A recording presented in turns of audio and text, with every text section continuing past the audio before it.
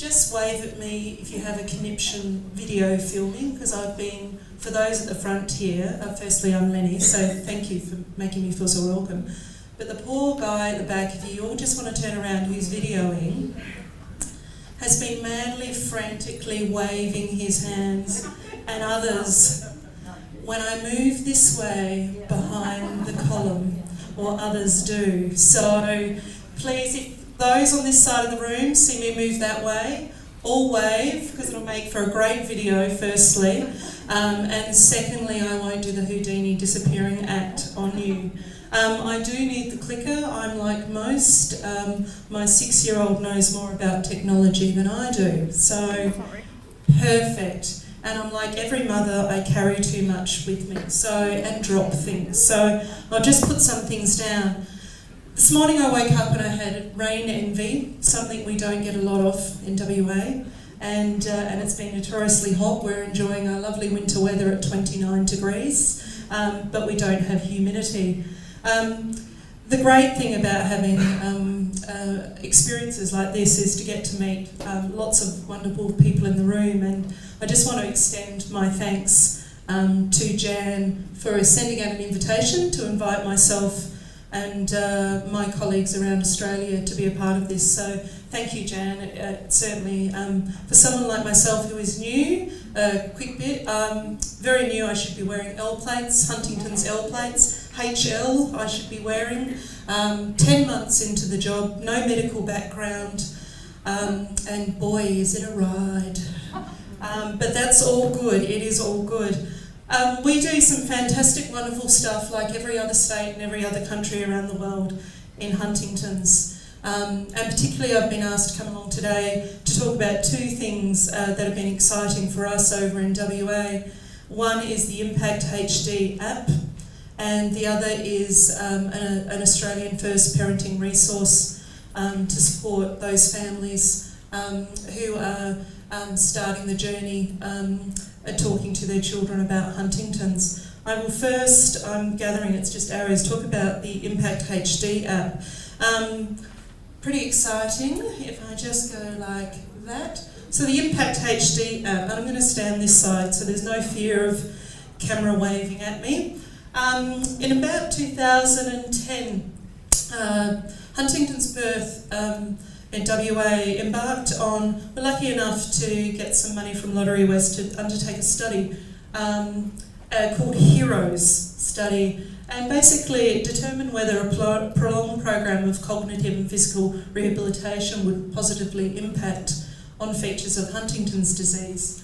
HEROES itself, go back, HEROES itself, so going back. Perfect. HEROES itself stands for Huntington's Environmental Research Optimisation Scheme. Those involved in it actually came up with the name, so we didn't. It was 20 people from the WA Huntington's community participated in this research, which considered the effects of environmental enrichment on clinical measures of the disease progression and quality of life for those with Huntington's. Parts of this all lose me with a non-medical background, so my apologies. But it was the first study of its kind to actually look at cognitive and physical exercise and whether that would make an impact. And again, this is my disclaimer, apparently in some of the results it did an increase in brain volume and improvements in memory from doing the HEROES research. So much so, they decided to do HEROES 2. So Lottery West gave us some more money to actually have a look and build on HEROES 1 and go into HEROES 2. And part of the process is there was a whole lot of partners then involved to actually see if a combination of physical and cognitive exercise done would positively impact those people with Huntington's. So the findings concluded, go back, I'm not good at this, I told you, did say that there was some conclusions in there to say that there was positive impacts of having cognitive and physical interventions with those with Huntington's. and that it enhanced cognition, mood and some motor outcomes in patients with pre-HD. So that was pretty exciting. The next challenge, and it's always a challenge, is what do you do with research? And my apologies, Julie and Robert. But those in the business sector will probably akin this to, we've got a strategic plan, what do we do with that? Oh, there's a shelf or a bookcase, that looks good, and that's what we do. Those good leaders actually do take the strategy and put it into something and make things happen. Not akin to what was here, the fantastic team in Perth said, well, what can we do with research? You know, what can we physically do with research to get it out to the masses? And they had a bit of a brainstorm and said, well, hey, let's transform this into an app. It is, you know, after all, the technology, and it should be there. It sounds fairly simple. Well, actually, it's not. Impact HD was the first of its kind in the world to actually take clinical research and try and take that clinical research and develop it into a palatable, usable app on devices that the everyday person could use.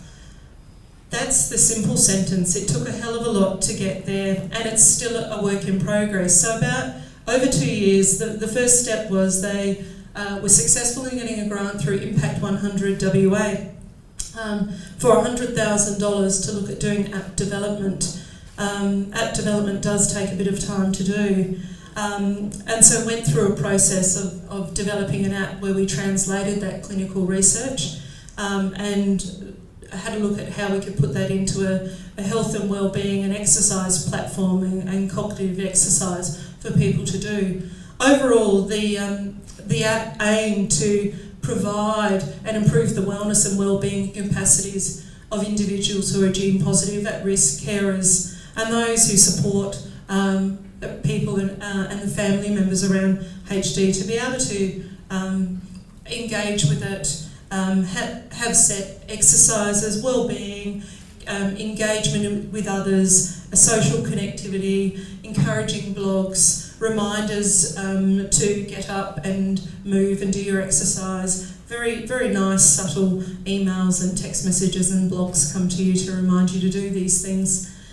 We launched last year on the 25th of May, and it was just phase 1A, because like most things with the app, it started as a great idea and then it started to morph a bit more, and when we got into the logistics of it, we thought it was going to be a bit bigger than Ben-Hur, and it has turned out to a little, because what we discovered quite quickly is through the progression of the disease, the usability of the app becomes harder. So we started talking to people like Google Australia about how we could use a virtual reality technology with eye movement and integration, and thinking about technology that doesn't actually exist at the moment, but all hopeful, and we're all very hopeful that we will be there.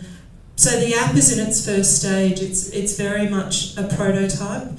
It is up and it's running, and people are using it, which is fantastic.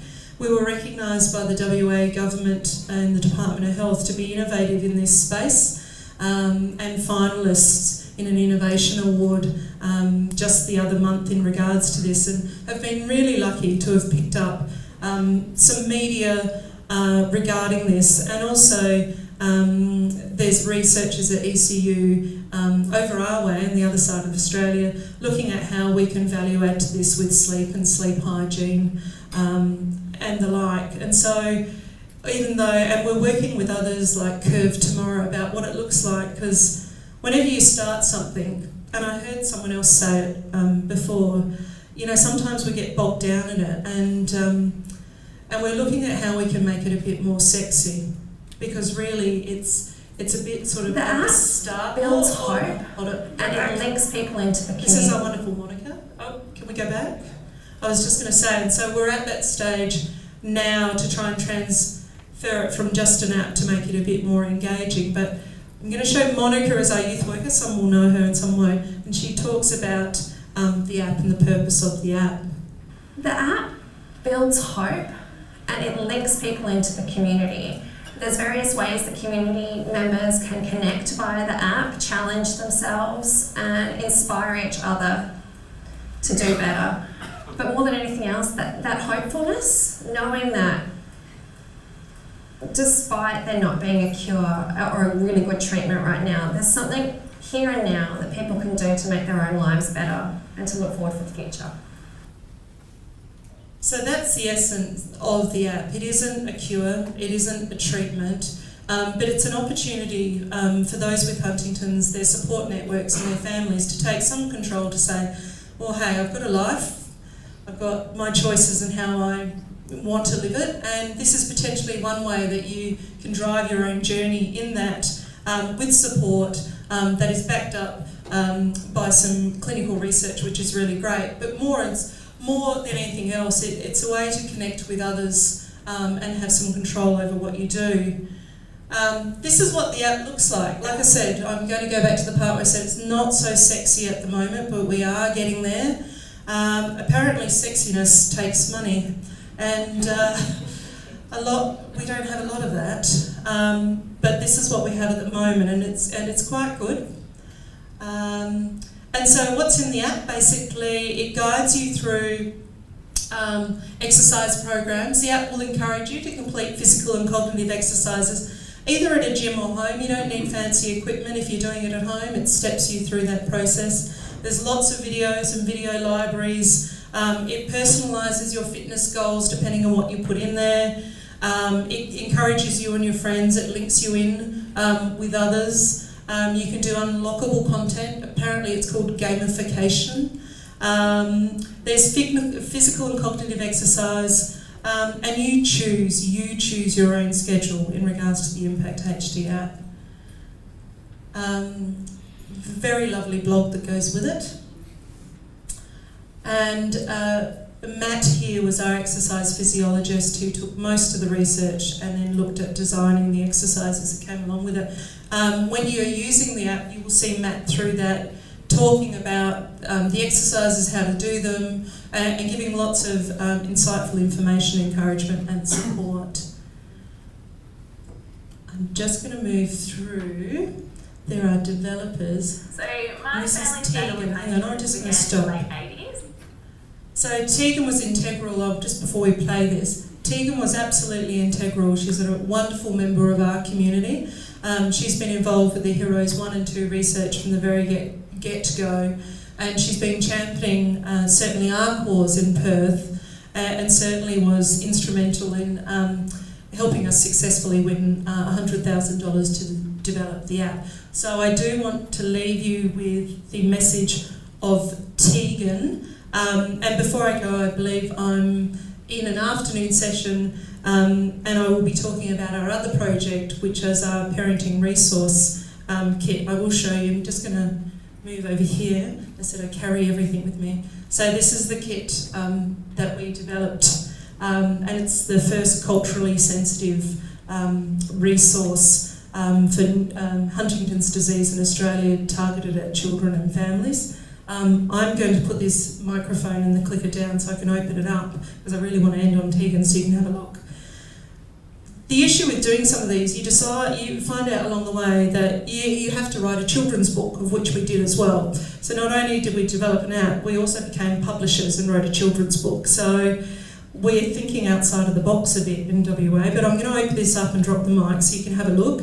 I do have a good projection voice, so I'm really sorry to the video man. So in our parenting resource pack, which I will talk about this afternoon, that's the book we wrote, children's book. It's fantastic. So it's Ned and the worry wobble and the gnomes that live in the tree, and it goes through, and this book is designed to start conversations about Huntington's and your children and read it through there. The parenting resource pack, it's a helpful guide for parents, carers and other important people, and can be used at schools. We've got them in a few schools already in WA, which is fantastic. And there's the information part in the pack first. But what's really great is these wonderful colours here are all activities that children and young people can do as they go through the stages. And there's also some other useful information and flyers and facts here. There is stickers here for kids to do.